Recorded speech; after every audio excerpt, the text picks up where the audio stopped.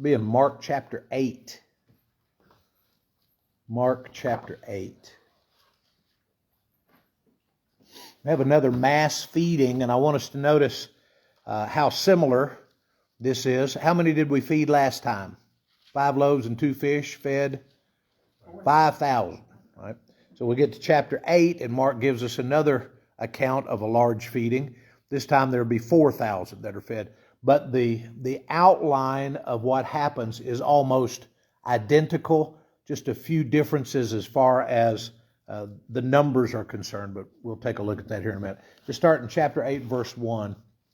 During those days, another large crowd gathered. Since they had nothing to eat, Jesus called his disciples to him and said, I have compassion for these people. They have already been with me 3 days and have nothing to eat.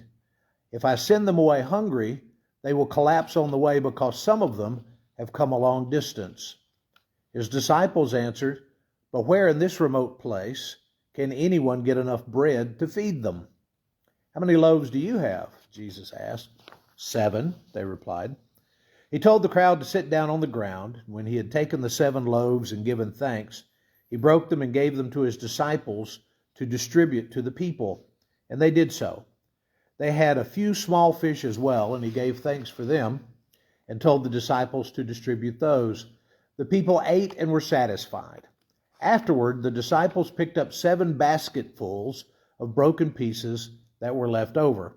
About 4,000 were present. After he had sent them away, he got into the boat with his disciples and went to the region of Dalmanutha. Right, so it sounds very familiar, does it not? If it works, don't fix it. If it's not broke, don't fix it. Jesus takes care of another large crowd. Here's a couple of the differences. They've been with him evidently for 3 days, and they have not been eating while they've been with him. We assume that for 3 days they've been able to get water, but they've been out in a desert place. There's no McDonald's nearby. And so they're all just out there with Jesus, and they're more interested in what Jesus has to share with them than they are in leaving to go find something to eat. So that's pretty important knowledge when you see what kind of response he was getting from these crowds. They didn't want to leave. They wanted to hear more of what he said. But Jesus says, I have compassion on these people. They may not know what's best for themselves at this point. They're staying with me, but they can't do this forever. So let's feed them.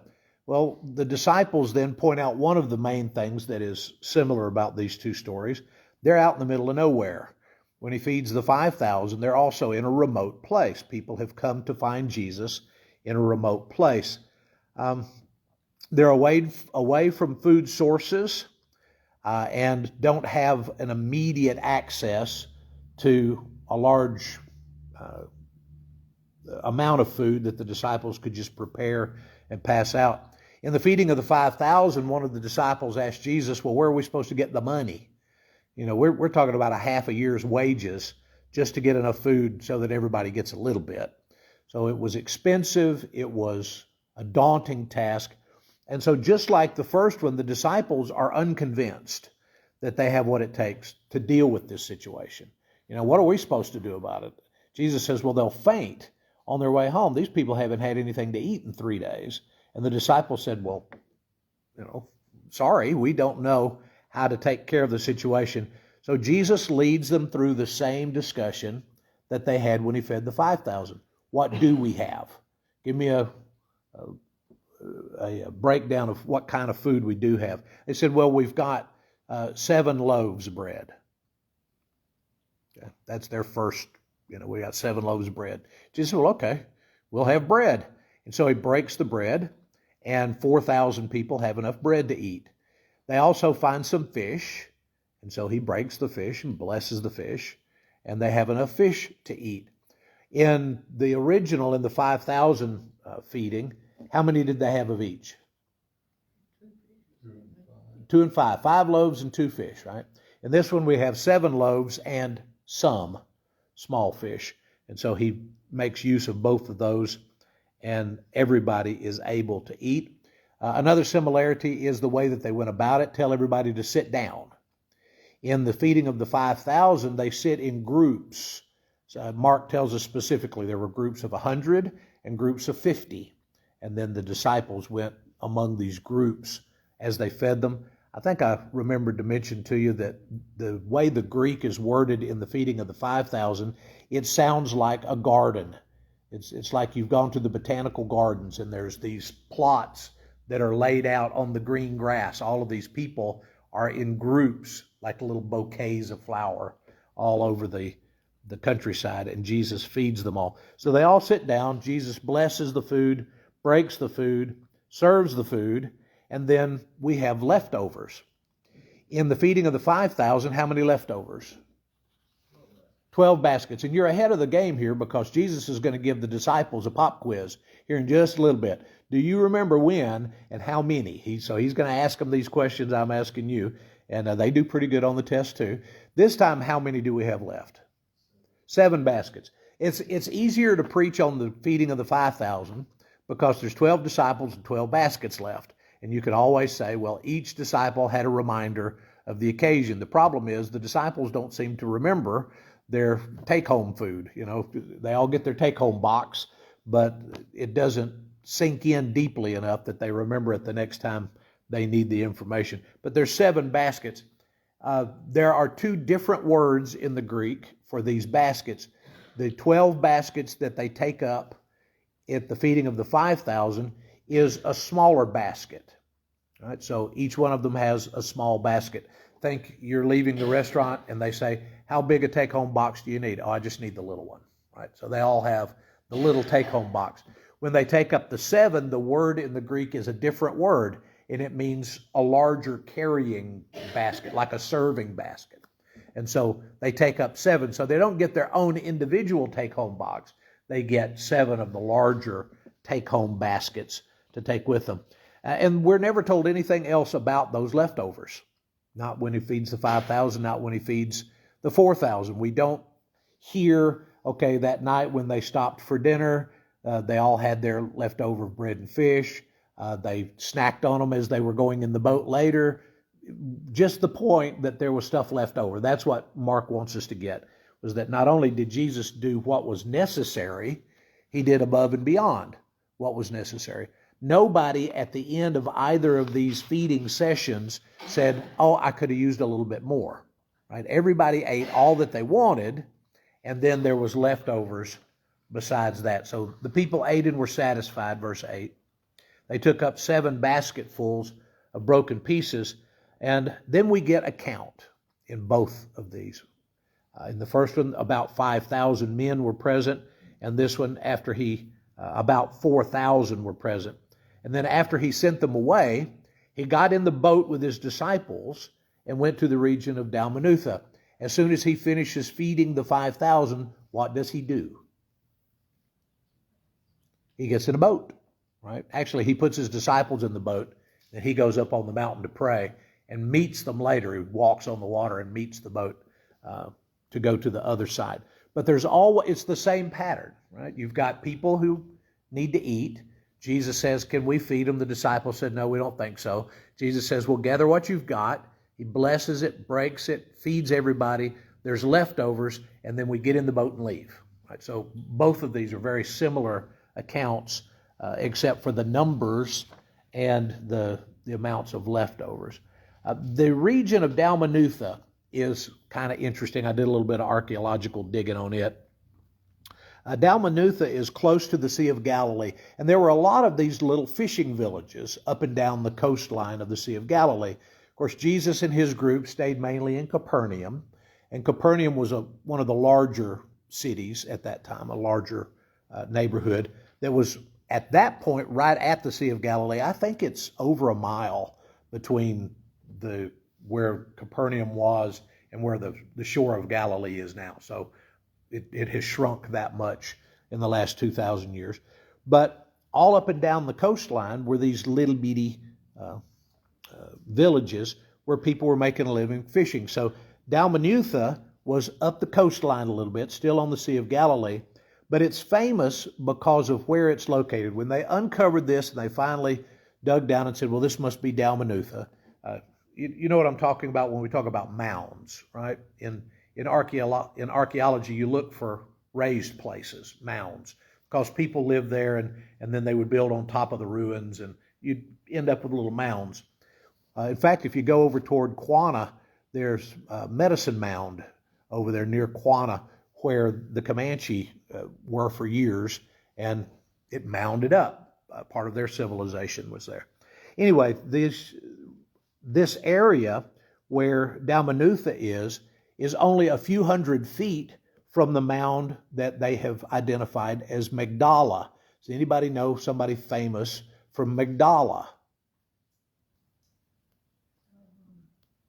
What if I said if you're from Magdala, they would call you a Magdalene?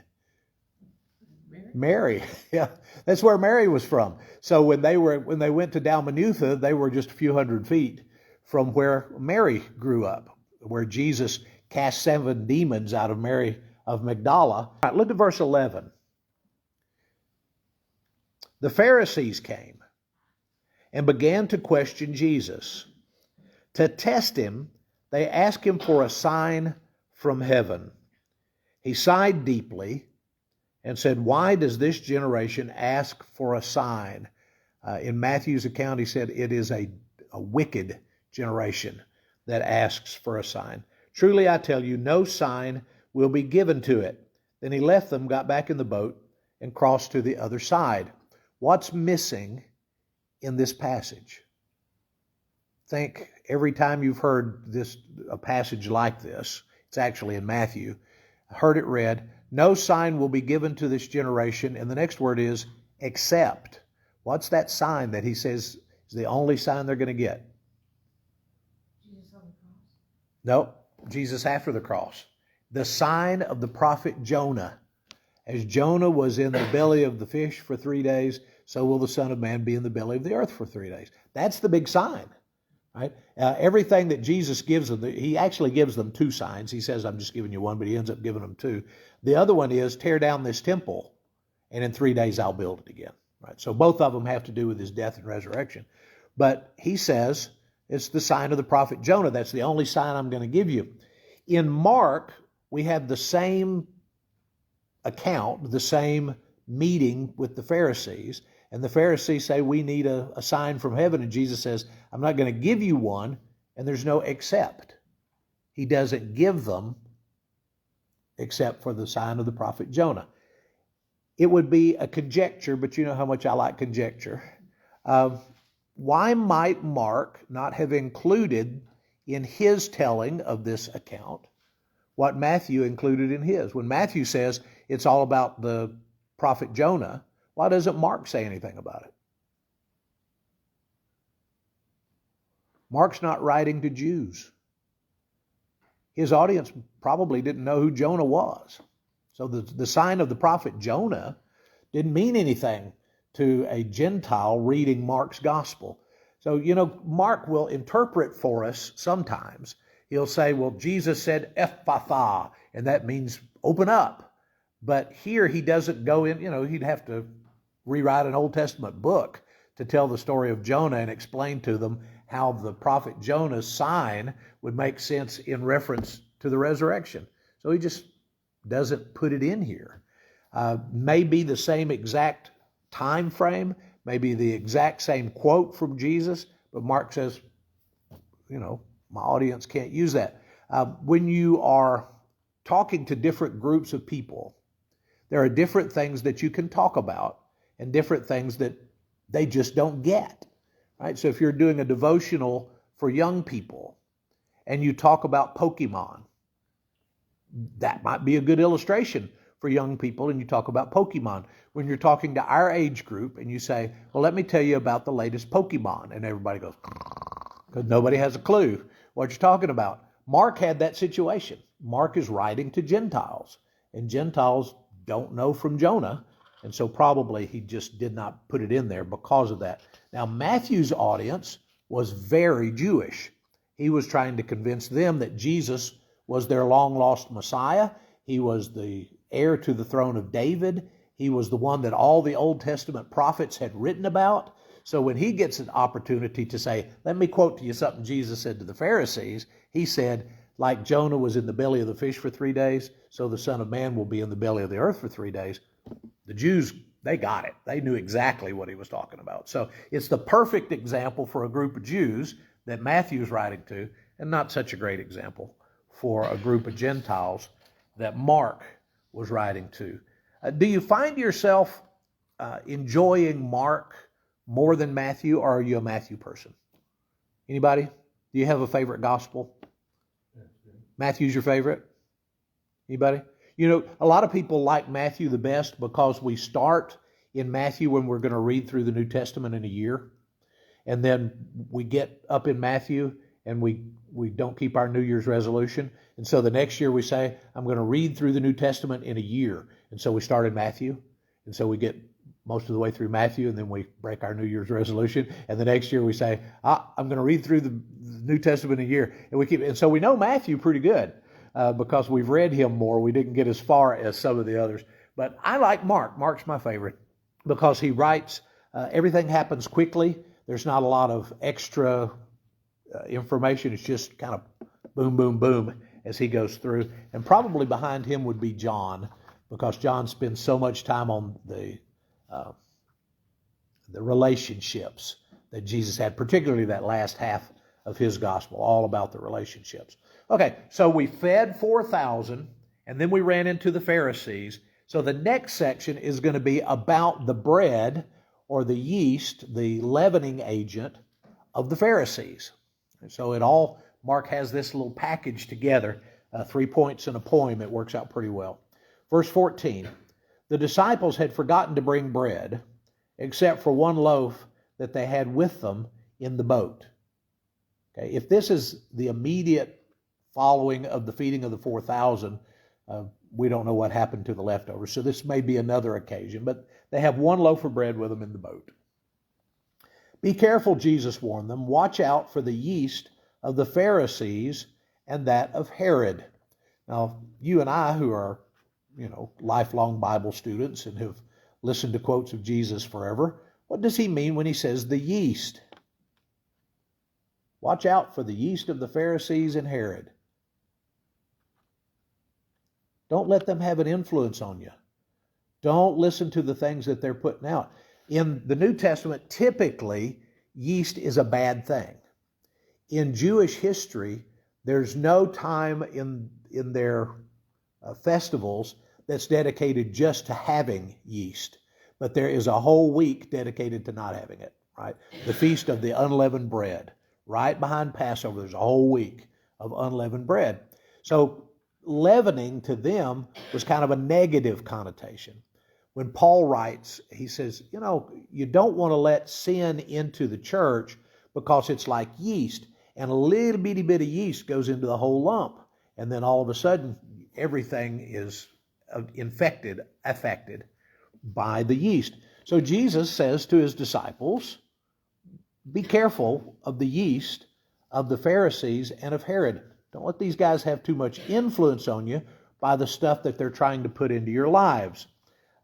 So they discussed this with one another, and they said, it's because we have no bread. So disciples occasionally don't get it. I think we've noticed more than once already that Jesus says something profound, and they're just at a loss as to what Jesus is talking about. So aware of their discussion, Jesus asked them, why are you talking about having no bread? Do you still not see or understand? Are your hearts that hard? Do you have eyes but fail to see, and ears but fail to hear? Now, who's he quoting there? He's quoting Isaiah. Remember when they asked him, how come you talk to the people in parables, but then you tell us the straight story? And Jesus says, because having eyes they do not see, having ears they do not hear. So Jesus asked the disciples, are you just like everybody else? Are you just one of those out there and I'm wasting my time trying to give you the inside scoop? Do you not understand the things that I'm trying to share with you? Do you have eyes but fail to see, ears but fail to hear? That's an Isaiah reference.